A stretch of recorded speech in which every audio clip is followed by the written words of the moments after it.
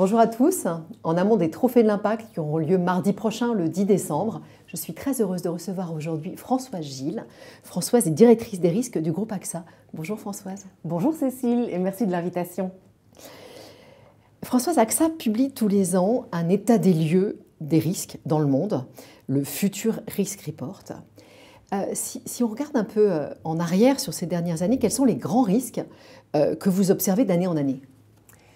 Alors, on observe dans le top 3 des grands risques et je suis certaine que nos auditeurs ne seront pas surpris. Nous avons le changement climatique, nous avons l'instabilité géopolitique et nous avons les risques liés à la cybersécurité.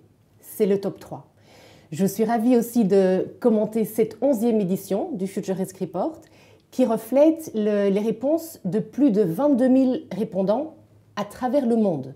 Donc on couvre aussi bien l'Europe que l'Afrique, l'Amérique et l'Asie-Pacifique. Et donc c'est là qu'on voit que parmi nos répondants, qui comprennent aussi 3500 experts, dont de nombreux collaborateurs AXA, eh bien ça ce sont les 3 tendances qui remontent principalement.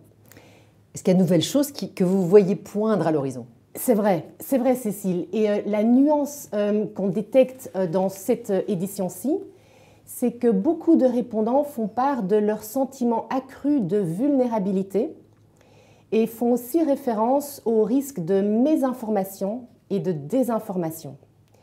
Le sentiment de vulnérabilité, on peut le comprendre. Quand on pense au risque principal lié au changement climatique, on connaît tous dans notre entourage, on l'a peut-être vécu nous-mêmes, les conséquences directes du changement climatique. On a vu les conséquences dévastatrices des inondations, mais parfois aussi des épisodes de grêle. Donc on le ressent dans notre quotidien.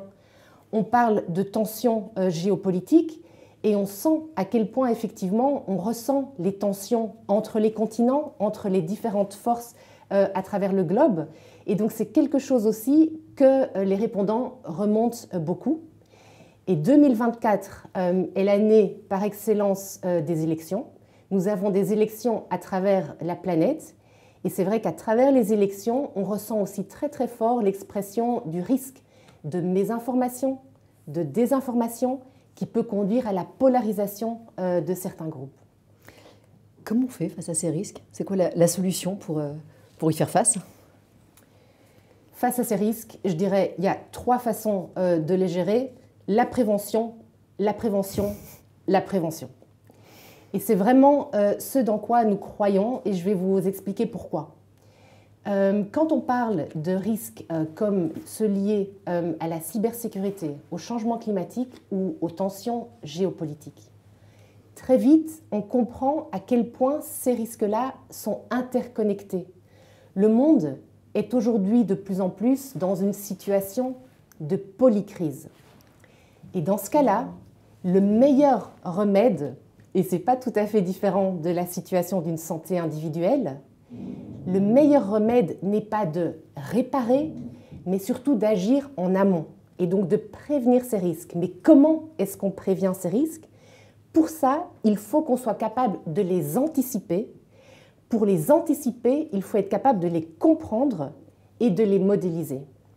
Et c'est encore un point qui était remonté par les répondants, c'était que d'un côté, il y a ce sentiment accru de vulnérabilité qui est exprimé, et en même temps, les répondants partageaient le message qu'ils comptaient sur le secteur de l'assurance pour adresser ces risques-là.